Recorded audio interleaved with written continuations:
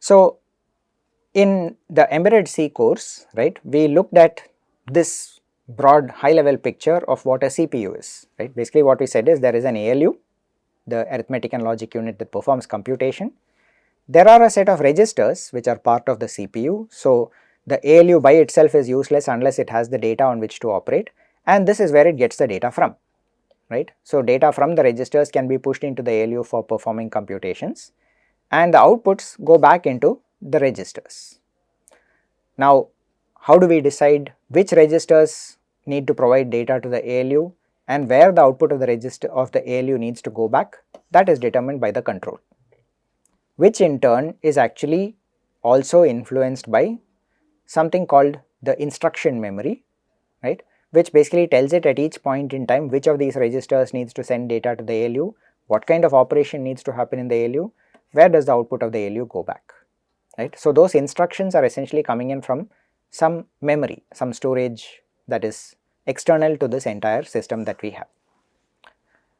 But a key part of this was also this realization that these registers are limited in number, and therefore in order to have a much larger scope of the kind of computations that I can do, I need to have an external storage which I call my main memory. Now that memory can be thought of as one big bag of bits, a bag of words. The only important part about it is I can send an address, some number, some index telling me, okay, what's stored at this particular location, and the memory will be able to go get that data and send the data back to me. Or I could take something from one of the registers over here and send it out over here and put it into a particular location in memory. So for example, this sending a data out along with the write enable signal would allow me to write data into the memory.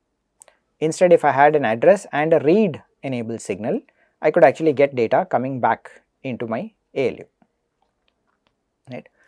So this is the sort of mental model that we need to have of how a CPU interacts with memory in order to understand the basic thing of how we can write code that basically uses pointers in order to write or read different locations in this memory. And the moment we have that, we can then expand that same idea into something called a memory map. In the memory map, what we say is this CPU, which internally still has the registers, the control and the ALU, now also has this address. It has dout, dn and write enable. All these wires together constitute what's called the bus, right. So these are, for example, the address might be, let's say, a 16-bit or a 32-bit value. Dout might be a 32-bit value that stores what I want to write into memory. Dn would also be some same width typically, right, of data that I get back from memory into the CPU. Write enable and a few other signals, right, combined together would allow me to say, okay, am I writing into some location in memory or trying to read from it or trying to do something else. All of these potentially hundreds of pins together, hundreds of wires together would be combined, and I would call them a bus, right. Now where the memory map becomes really powerful is when we realize that as far as the CPU is concerned, it has no way of really distinguishing between whether whoever is responding to its requests was actually a memory block or some other piece of logic, right. So I could, for example, take this address which comes out of the CPU, decode parts of it so that I find out, is this address between this range, within, let's say, between 1000 and 2000, right, and say if so, then go fetch some data from this memory block and then feed it back if it's a read, or take the data and write it into that location if it's a write. Okay.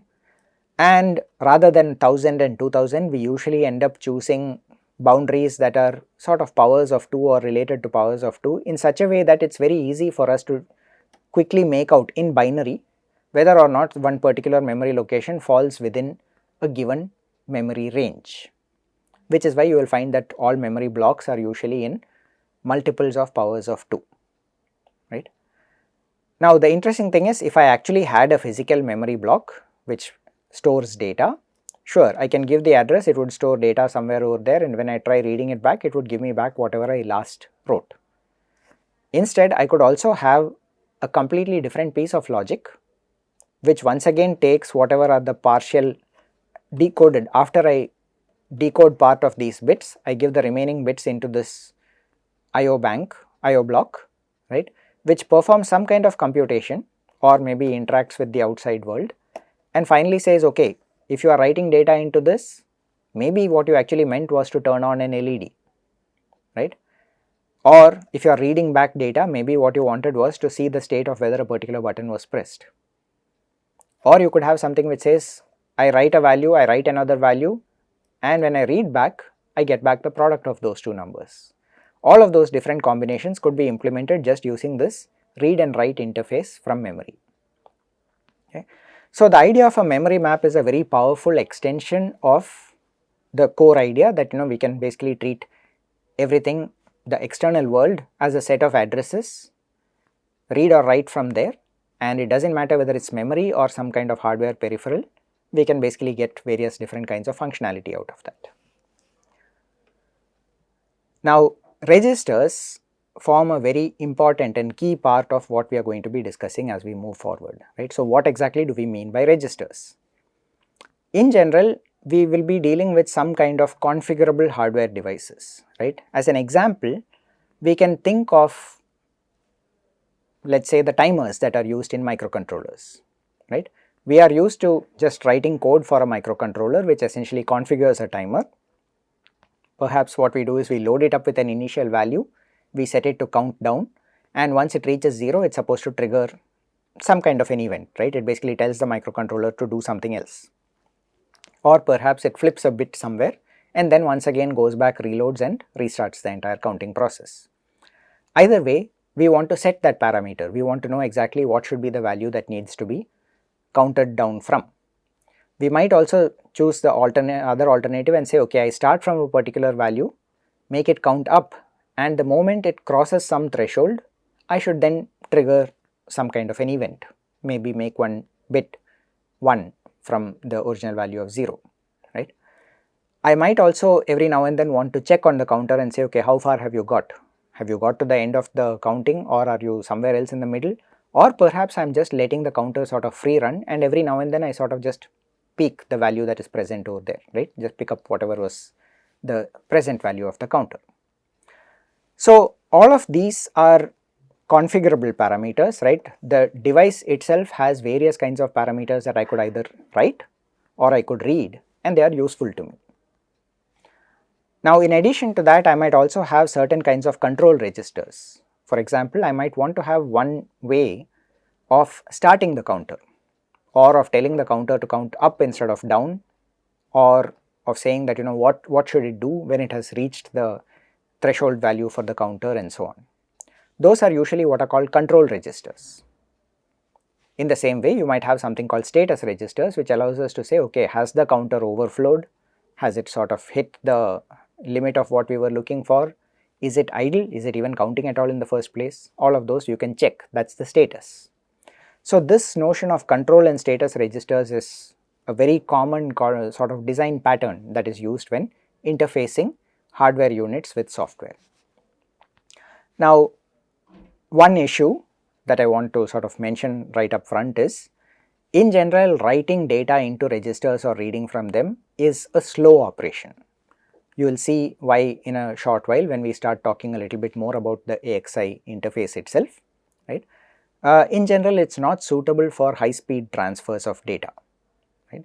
But there are many other kinds of bus interactions that can be used for high speed transfers, and invariably you can think of them also as having various kinds of parameters, including what is the start address from which to transfer data, what is the number of bytes to transfer, and so on. So what we usually do is we have a hardware peripheral, and the parameters such as how much data to transfer, where to start from, where to send to, and so on, can be configured through software, and then a control register can start the operation, right. So registers are primarily used in order to configure behavior, not usually in order to perform computations as such. However, they can be used. If you do not particularly care for high performance, you could potentially also have something where you could perform a computation just using a register based interface. So we will start with that, we will look at how that can be implemented in practice and then sort of see how we can build further from there. So the example, as I said, that I am taking up over here is a simple counter, right? And in the case of a counter, let's look at what are all the different kinds of parameters we can think of, right? And this is just a list that I sort of put down. You might be able to come up with other things that you might find useful in a counter. One of them would be the enable signal to the counter in the first place, which basically says, okay, actually start counting, right? And typically that would be what I call a read write kind of a bit. It would typically be only one bit, because after all there is no point in using multiple bits to indicate that I want to either start or stop the counter, right? I have only two choices, either it is counting or it is not counting. So it is a one bit scenario. I could read it, which basically tells me whether or not the counter is active at the moment, and I could write it, which basically allows me to change the state. I can sort of convert it from currently counting to not counting and vice versa. Now potentially I could also have some other kind of structure where every time I write into a register, I actually end up toggling it. That is, if it was currently reading, I will switch it to writing, and if it is currently writing, I will switch it to reading. Rather than that, in this case at least I am thinking of a simpler model where I say, if you want to toggle, you first read what is the current value in the enable bit, flip it and then write that back, right. Now from the embedded C course, you would know that, let us say I have a 32-bit value in some register somewhere inside a system. If I wanted to flip just one bit, I can do that by using appropriate bit masking techniques and so on in C programming, right. So the reason I mentioned that is just, be aware of that. You need to sort of refresh yourself with how those bit masks and so on work, because that is something that we will once again be making use of quite extensively in the process of creating these kinds of custom hardware. Now just like enable, another 1-bit control signal that I could think of would be the up down control, right, which once again I could read it to check whether it is supposed to count up or down, or write it in order to actually activate the counting process. I might have something which allows me to directly take a 32-bit value or 16-bit or whatever is the width of the counter that I have and just push it into the counter, just change the value that is present in the counter at one shot, right. That would be something like a load, and typically that would just be a write operation, because it is a one shot thing that I am putting into the counter. Now why am I calling it only write and not a read write? Because in general, once I have written something into the counter, when I read the value back, I may not see what I wrote into it if the counter was enabled and was continuing to count. What I get back might be the updated value after it has counted a few cycles beyond whatever I wrote.